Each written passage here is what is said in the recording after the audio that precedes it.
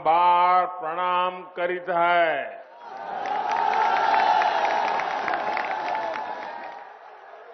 आज हमें आदि शक्ति मां पाटेश्वरी की पावन धरती और छोटी काशी के नाम से विख्यात बलरामपुर की धरती पर फिर आवे के मौका मिला।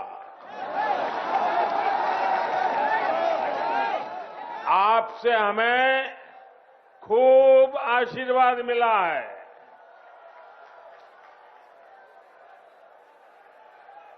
यूपी की राज्यपाल श्रीमती आनंदीबेन, यूपी के ऊर्जावान, कर्मठ, लोकप्रिय मुख्यमंत्री योगी आदित्यनाथ जी, उप मुख्यमंत्री श्रीमान केशव प्रसाद मौर्य जी, केंद्रीय मंत्री गजेंद्र सिंह शेखावत, कौशल किशोर जी, राज्य सरकार में मंत्री महेंद्र सिंह, रमापति शास्त्री, मुकुट बिहारी वर्मा, ब्रजेश पाठक, आशुतोष टंडन, बलदेव ओलाद जी, श्री पलटूराम जी, मंच पर उपस्थित सभी संसद के मेरे साथीगण, सभी आदरणीय विधायकगण, जिला पंचायतों के सदस्य और मेरे प्यारे भाइयों और बहनों,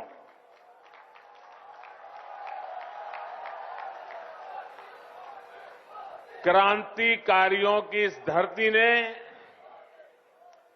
देश के स्वतंत्रता संग्राम में अपना अमूल्य योगदान दिया है। राजा देवी बख्श सिंह, राजा कृष्ण दत्तराम और पृथ्वीपाल सिंह जैसे पराक्रमियों ने अंग्रेजी शासन से लोहा लेने में कोई कसर बाकी नहीं छोड़ी थी। अयोध्या में बन रहे प्रभु श्री राम के भव्य मंदिर की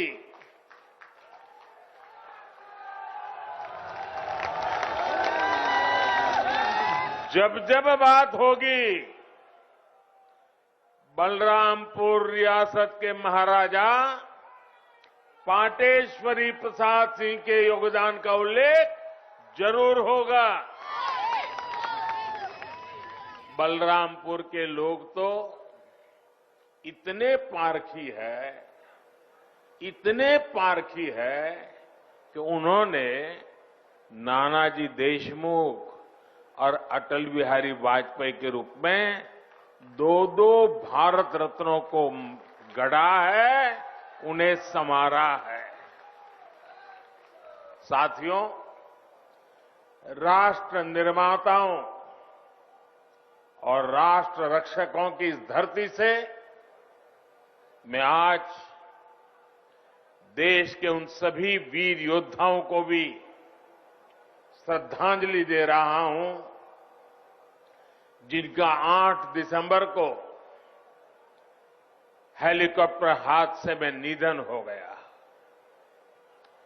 भारत के पहले chief of defence staff general Bipin Rawat ji का जाना हर भारत प्रेमी के लिए, हर राष्ट्र भक्त के लिए बहुत बड़ी क्षति है। जनरल बिपिन रावत जी जितने जांबाज थे, देश की सेनाओं को आत्मनिर्भर बनाने के लिए जितनी मेहनत करते थे, पूरा देश उसका साक्षी रहा है। एक सैनिक सिर्फ उसी समय तक सैनिक नहीं रहता जितने दिन वो सेना में रहता है उसका पूरा जीवन एक योद्धा की तरह होता है। अनुशासन, देश की आन बान शान के लिए वो हर पल समर्पित होता है। गीता में कहा गया है, नैनम छिदन्ति शस्त्राणि नैनम दहति पावकः, ना शस्त्र उसे छिन्न भिन्न कर सकते हैं, ना अग्नि उसे जला सकती है। जनरल बिपिन रावत आने वाले दिनों में अपने भारत को नए संकल्पों के साथ वे जहां होंगे वहां से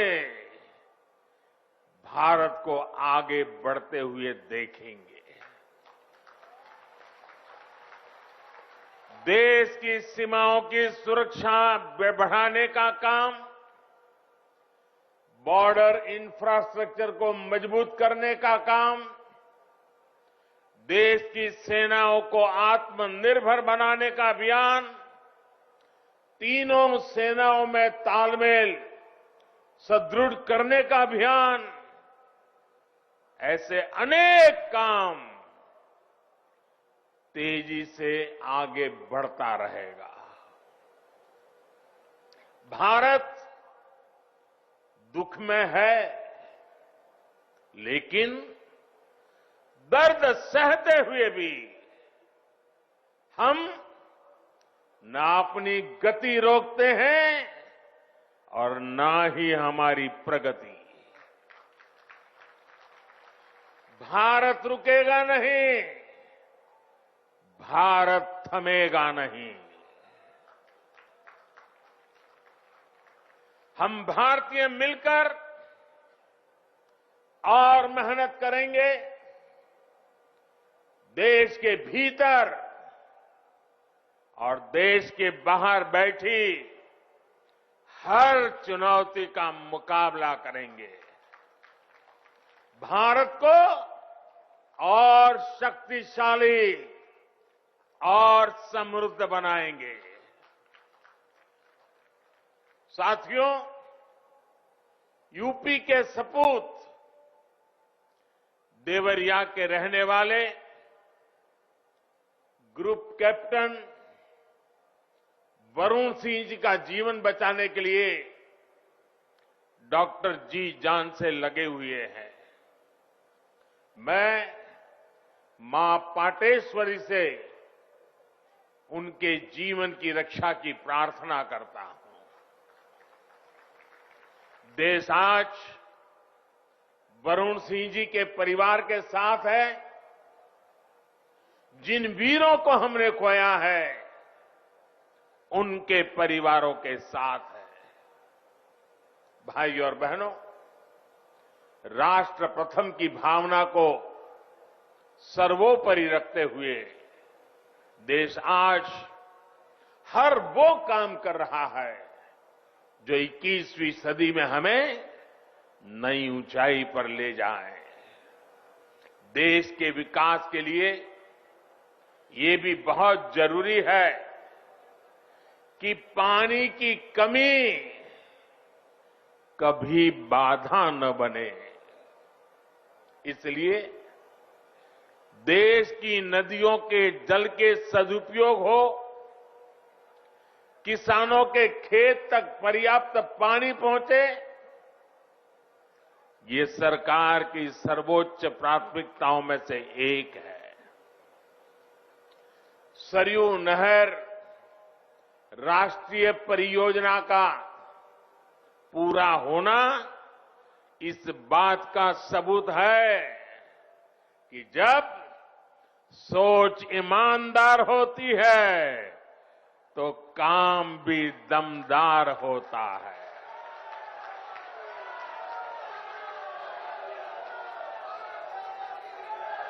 दशकों से आप इसके पूरे होने का इंतजार कर रहे थे। घाघरा, सरयू, राप्ती, बाणगंगा और रोहिणी की जल शक्ति अब इस क्षेत्र में समृद्धि का नया दौर लेकर आने वाली है। बलरामपुर के साथ साथ बहराइच, गोंडा, श्रावस्ती, सिद्धार्थनगर, बस्ती, गोरखपुर, महाराजगंज और कुशीनगर के सभी साथियों को, लाखों मेरे किसान भाइयों बहनों को आज हृदय से बहुत बहुत बधाई देता।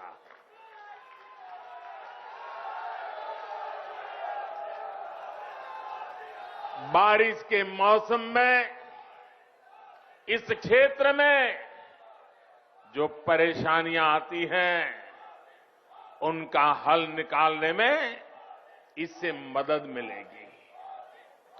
और मैं जानता हूं मेरे प्यारे भाइयों बहनों, हमारे यहां तो इतिहास गवाह है, अगर किसी ने प्यासे को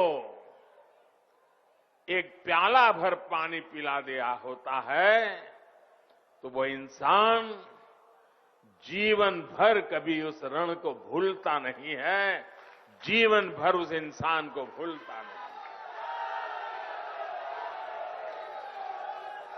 और आज लाखों किसानों के प्यासे खेत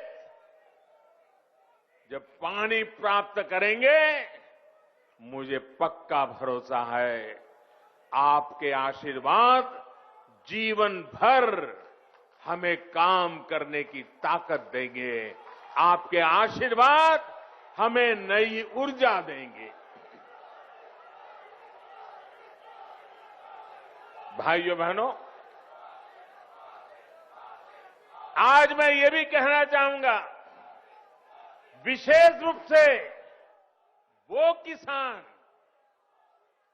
जिनके पास 2 हेक्टेयर से कम भूमि है, उनके लिए सिंचाई की ये व्यवस्था जीवन बदलने वाली होती है। जैसे कोई व्यक्ति मृत्युशैया पर पड़ा हो, उसको ब्लड की जरूरत हो, लहू की जरूरत हो, रक्त की आवश्यकता हो, और जैसे ही डॉक्टर रक्त ला करके उसको चढ़ाएं और उसकी जीवन बच जाता है, इस पूरे क्षेत्र के खेतों को ऐसी ही नई जिंदगी मिलने वाली है। साथियों, बलरामपुर की मसूर दाल का स्वाद तो बीते सालों में देश भर में फैला ही है। अब पारंपरिक फसलों के साथ साथ इन क्षेत्रों के किसान अधिक दाम देने वाली, अधिक आय देने वाली दूसरी फसलों की खेती भी व्यापक रूप से कर पाएंगे। साथियों, सार्वजनिक जीवन में मुझे एक लंबे समय से काम करने का सौभाग्य मिला है। मैंने पहले की कितनी ही सरकारें देखी है, उनका कामकाज भी देखा है। इस लंबे कालखंड में जो मुझे सबसे अधिक अखरा, जिससे मुझे सबसे ज्यादा पीड़ा हुई है, वो है देश के धन, देश के समय और देश के संसाधनों का दुरुपयोग, उसका अपमान। सरकारी पैसे हैं तो मुझे क्या, मेरा क्या, ये तो सरकारी है। ये सोच देश के संतुलित और संपूर्ण विकास में सबसे बड़ी रुकावट बन गई है। इसी सोच ने सरयू नहर परियोजना को लटकाया भी भटकाया भी। आज से करीब 50 साल पहले इस पर काम शुरू हुआ था। आप सोचिए 50 साल के बाद आज इसका काम पूरा हो रहा है। जब इस परियोजना पर काम शुरू हुआ था, ये सिर्फ यहां के नागरिक नहीं, देश के नागरिक भी इस बात को समझे, हिंदुस्तान का हर नागरिक समझे, हिंदुस्तान का मेरा नौजवान समझे, जो अपने उज्जवल भविष्य की कामना करता है, वो मेरा देश का हर नौजवान समझे। साथियों, जब इस परियोजना पर काम शुरू हुआ था तो इसकी लागत 100 करोड़ रुपए से भी कम थी। जरा आप बोलेंगे कितनी लागत थी उस समय जब शुरू होना था तब? कितनी थी? कितनी थी? 100 करोड़। और आज कहां पहुंचा मालूम है? आज ये लगभग 10,000 करोड़ रुपए खर्च करने के बाद पूरी हुई है। 10,000 करोड़। कितना? कितना? पहले होना था 100 करोड़ में, आज हुआ 10,000 करोड़ में। ये पैसा किसका था भाइयों? ये पैसा किसका था? ये धन किसका था? आपका था कि नहीं था? इसके मालिक आप थे कि नहीं थे? आपके मेहनत का एक एक रुपया सही समय पर सही काम के लिए उपयोग होना चाहिए था कि नहीं होना चाहिए था? जिन्होंने नहीं किया वे आपके गुनहगार है कि नहीं है? आपके गुनहगार है कि नहीं है? ऐसे लोगों को आप सजा देंगे कि नहीं देंगे? पक्का देंगे? मेरे प्यारे भाइयों बहनों, पहले की सरकारों की लापरवाही की 100 गुना ज्यादा कीमत इस देश को चुकानी पड़ी है। हमारे इस क्षेत्र के लाखों किसानों को भी अगर सिंचाई का यही पानी अगर 20 साल 30 साल पहले मिला होता, आप कल्पना कर सकते थे? अगर मेरे किसान के पास पानी होता, पिछले 25-30 साल में पानी उसके पास पहुंचा होता, तो वो सोना पैदा करता कि नहीं करता? देश का खजाना भर देता कि नहीं भर देता? अपने बच्चों की शिक्षा दीक्षा अच्छी कर पाता कि नहीं कर पाता? भाइयों बहनों, दशकों से इस देरी की वजह से मेरे यहां के किसान भाइयों बहनों का भी अरबों खरबों रुपयों का नुकसान हुआ है। वैसे साथियों, जब मैं आज दिल्ली से चला तो सुबह से मैं इंतजार कर रहा था कि कब कोई आएगा,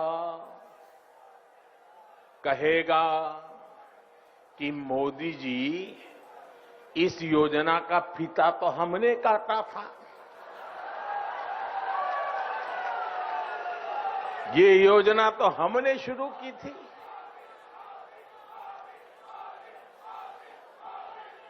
कुछ लोग हैं जिनकी आदत है ऐसा कहने की।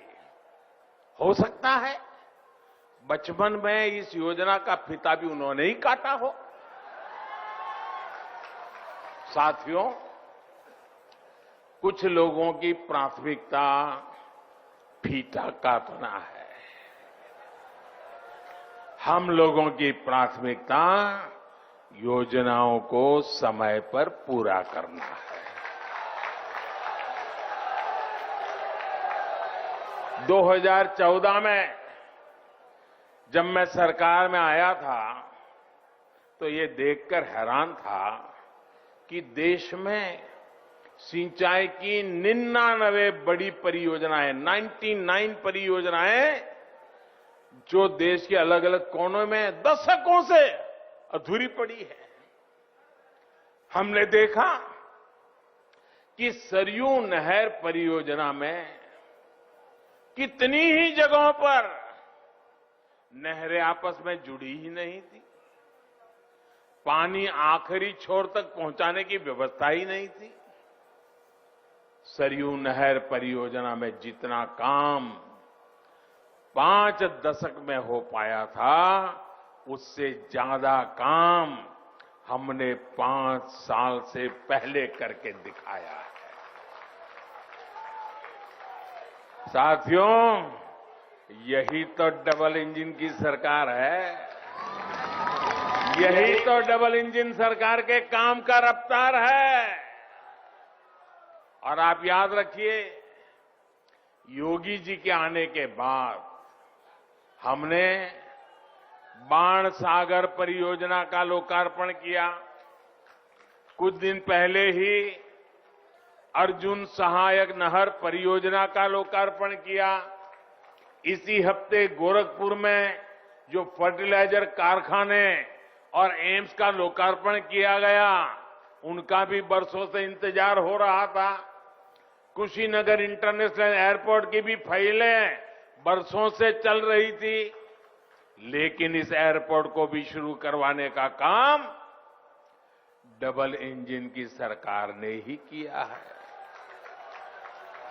साथियों, हमारी सरकार किस तरह बरसों पुराने सपनों को साकार कर रही है, इसका एक और उदाहरण केन बेतवा लिंक परियोजना भी है।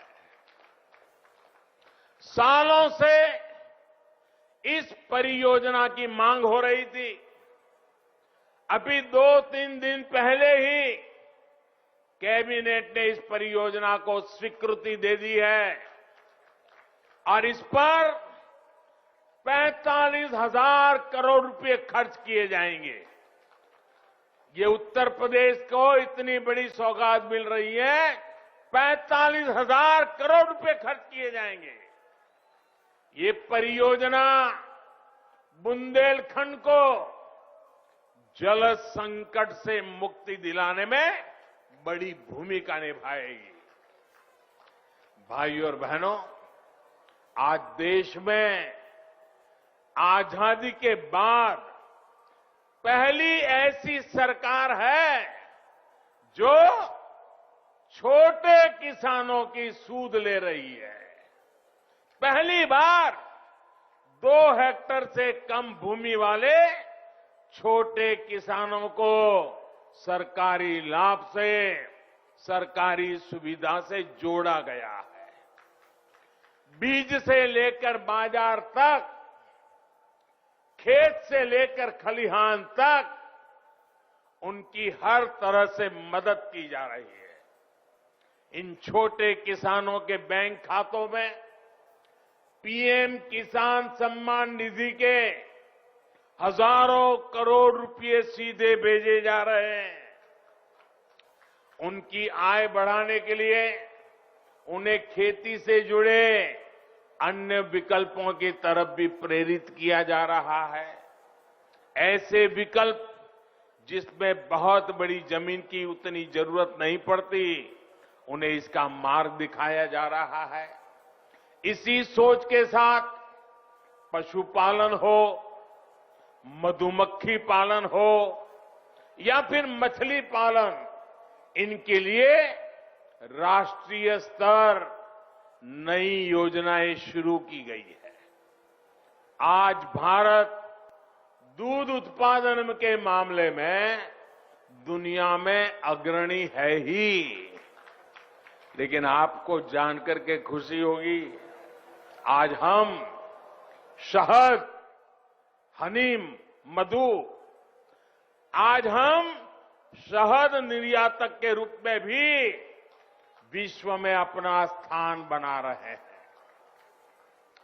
हमारी सरकार के प्रयासों की वजह से बीते 7 वर्षों में शहद का निर्यात बढ़कर करीब करीब 2 गुना हो गया है और इससे किसानों की 700 करोड़ रुपए से ज्यादा की कमाई हुई है।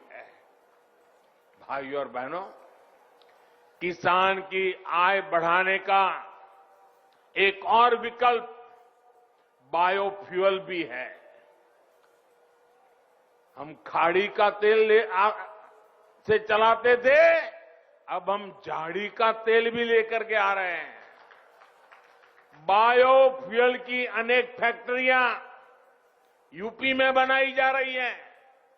बदायूं और गोरखपुर में बायोफ्यूल के बड़े कॉम्प्लेक्स बनाए जा रहे हैं। यहां पास में गोंडा में भी इथेनॉल का एक बड़ा प्लांट बन रहा है। इसका लाभ इस क्षेत्र के बहुत से किसानों को होगा। गन्ने से इथेनॉल बनाने के अभियान में भी यूपी अग्रणी भूमिका की ओर बढ़ रहा है। बीते 4.5 साल में लगभग 12,000 करोड़ रुपए का इथेनॉल यूपी से खरीदा गया है। योगी जी की सरकार जब से आई है, तब से गन्ने के भुगतान में भी बहुत तेजी आई है। एक समय 2017 से पहले का भी था, जब गन्ना किसान सालों साल बकाया मिलने के लिए इंतजार करते थे। पिछली सरकारों के दौरान जहां 20 से अधिक चीनी मिलों में ताला लग गया, वहीं योगी जी की सरकार ने इतनी ही चीनी मिलों का विस्तार और आधुनिकीकरण किया है। मैं आज बलरामपुर से देश भर के किसानों को एक विशेष निमंत्रण भी देना चाहता हूं और मैं चाहूंगा सिर्फ उत्तर प्रदेश के नहीं, देश भर के किसान मेरे इस निमंत्रण का स्वीकार करें और मेरे साथ जुड़े। मेरा निमंत्रण किस बात का है? इसी महीने 5 दिन के बाद 16 तारीख को, 16 दिसंबर को सरकार प्राकृतिक खेती पर, नेचुरल फार्मिंग पर एक बहुत बड़ा आयोजन करने जा रही है। हमारे एक पद्म पुरस्कार विजेता सुभाष जी करके हैं महाराष्ट्र के, उन्होंने जीरो बजट खेती का एक विचार विकसित किया है। ये वो प्राकृतिक खेती वाला विषय है। इससे हमारी धरती मां भी बचती है, हमारा पानी भी बचता है और फसल भी अच्छी और पहले से ज्यादा होती है। मेरा आप सभी किसान साथियों को, देश भर के किसान साथियों को आग्रह है कि आप 16 दिसंबर को टीवी के माध्यम से या कृषि विज्ञान केंद्र के माध्यम से जरूर इस कार्यक्रम में जुड़िए। आप हमारी बात को समझेंगे, मुझे पक्का विश्वास है आप उसको अपने खेत में लागू करेंगे। यह आपको बहुत लाभकारी होने वाला है। साथियों, आपकी हर जरूरत को ध्यान में रखते हुए आपका जीवन आसान बनाने के लिए हम दिन रात मेहनत कर रहे हैं।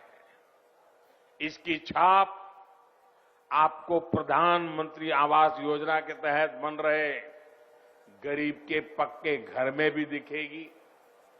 पीएम आवास के तहत मिल रहे घरों में इज्जत घर यानी शौचालय है, उज्ज्वला की गैस है, सौभाग्य योजना का बिजली कनेक्शन है, उजाला का एलईडी बल्ब है, हर घर जल योजना के तहत मिल रहा पानी का कनेक्शन है। और मुझे तो खुशी तब होती है क्योंकि मैं इस क्षेत्र में कभी दौरा कर चुका हूं, मुझे मालूम है जब यहां मेरे थारू जनजाति के भाई बहनों को भी इन योजनाओं का लाभ मिल रहा है तो भी हमें खुशी भी ज्यादा होती है और हमें आशीर्वाद भी ज्यादा मिलता है। साथियों, हमारे यहां सदियों से एक तौर तरीका चला आ रहा है कि घर होगा, मेरी माताएं बहनें मेरी बात जरूर समझें और मेरे पुरुष भाई भी अपने घर में बताएं। हमारे यहां एक मान्यता चली, परंपरा चली, व्यवस्था चली। वो क्या? घर होगा तो पुरुष के नाम, दुकान होगी तो पुरुष के नाम, गाड़ी होगी तो पुरुष के नाम, खेत होगा तो पुरुष के नाम। महिलाओं के नाम पर कुछ भी नहीं। कुछ होता है क्या महिलाओं के नाम पर? नहीं होता है ना। मैं आपकी पीड़ाएं जानता हूं बराबर माताएं बहनें, और इसलिए हमने क्या किया, मुझे खुशी है, हमने क्या किया, पीएम आवास योजना के तहत जो घर बन रहे हैं ना, ज्यादातर घरों का मालिकाना हक हमने हमारी माताओं, बहनों, बेटियों को दे दिया है। इस वजह से देश में ऐसी बहनों की संख्या में बहुत अधिक वृद्धि हुई है जिनके अपने नाम पर कम से कम एक प्रॉपर्टी तो है। डबल इंजन की सरकार के प्रयासों से यूपी के 30 लाख से अधिक गरीब परिवारों को पक्का घर मिल चुका है। आने वाले दिनों में और भी ज्यादा नए घर बनाने के लिए अभी हमारी सरकार ने 2 लाख करोड़ रुपए से अधिक का प्रावधान किया है। यानी जिनको अभी तक पक्के घर नहीं मिले उन्हें आने वाले समय में भी जरूर मिलेंगे। साथियों, जब सरकार संवेदनशील हो, गरीबों की सुनती हो, उनका दुख दर्द समझती हो तो फर्क आता ही है। आता है कि नहीं आता है? फर्क आता है कि नहीं आता है? फर्क आता है कि नहीं आता है? अभी देश 100 साल में आई सबसे बड़ी महामारी से लड़ रहा है। कोरोना आने के बाद हर कोई यही सोच रहा था कि क्या होगा, कैसे होगा। हर किसी ने कम अधिक मात्रा में कोरोना की वजह से कष्ट सहा, लेकिन साथियों, इस कोरोना काल में हमने पूरी ईमानदारी से प्रयास किया है कि कोई गरीब भूखा न सोए। और अभी इसलिए पीएम गरीब कल्याण अन्न योजना के तहत मिल रहे मुफ्त राशन के अभियान को होली से आगे तक बढ़ा दिया गया है। गरीबों को मुफ्त राशन पर सरकार 2,60,000 करोड़ रुपए, उससे भी ज्यादा खर्च कर रही है। भाइयों और बहनों, पहले जो सरकार में थे, आप जानते हैं ना, अच्छी तरह जानते हैं ना, पहले जो सरकार में थे वो माफिया को संरक्षण देते थे। आज योगी जी की सरकार माफिया की सफाई में जुटी है।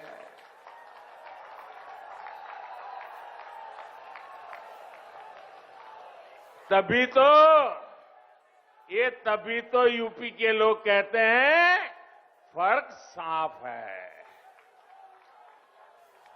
पहले जो सरकार में थे वो बाहुबलियों को बढ़ाते थे। आज योगी जी की सरकार गरीब, दलित, पिछड़े और आदिवासी सभी को सशक्त करने में जुटी है। तभी तो यूपी के लोग कहते हैं फर्क साफ है। पहले जो सरकार में थे वो यहां जमीनों पर अवैध कब्जे करवाते थे। आज ऐसे माफियाओं पर जुर्माना लग रहा है, बुलडोजर चल रहा है। तभी तो यूपी के लोग कहते हैं फर्क साफ है। पहले यूपी की बेटियां घर से निकलने से 100 बार सोचने के लिए मजबूर थी। आज अपराधी गलत काम से पहले 100 बार सोचता है। तभी तो यूपी के लोग कहते हैं फर्क साफ है। पहले बेटियां घर में दुबक कर रहने को मजबूर थी।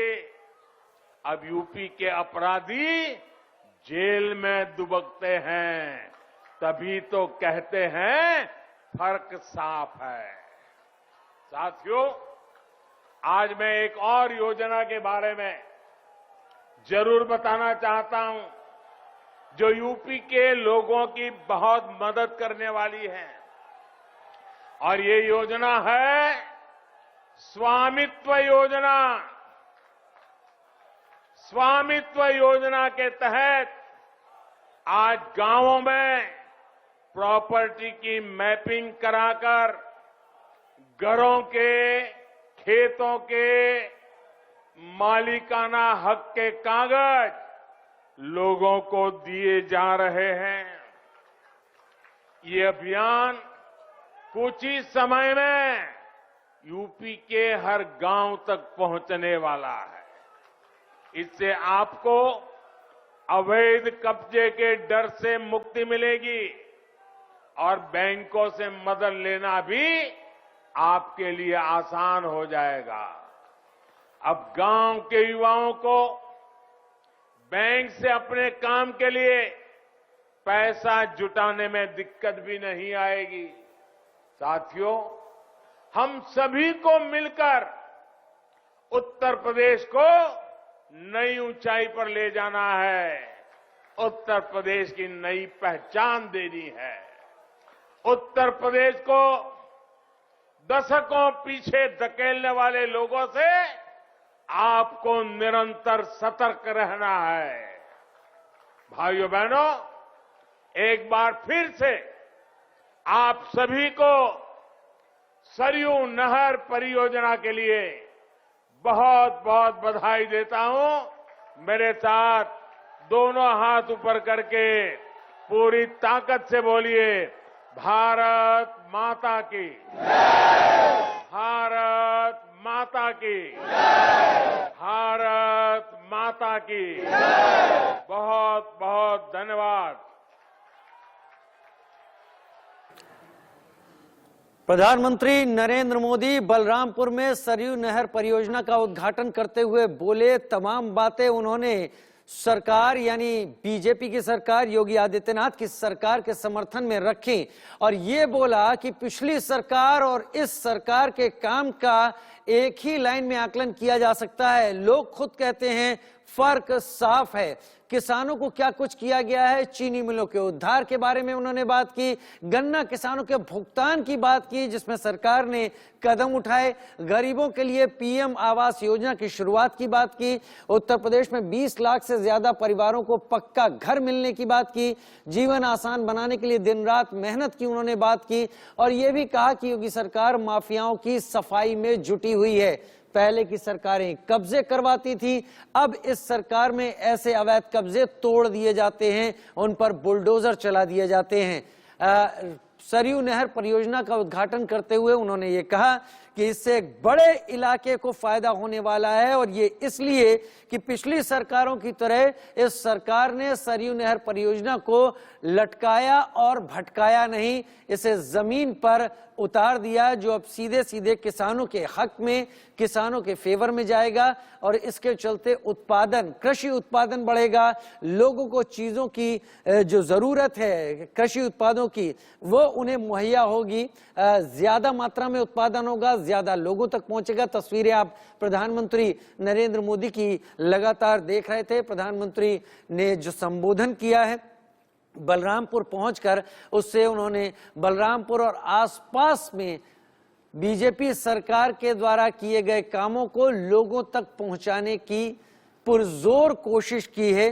9,800 करोड़ रुपए की सरयू नहर परियोजना है, और इसके पूरा होने से एक बड़े हिस्से को इस नहर के जरिए तमाम फायदा होना लाजमी है, पक्का है।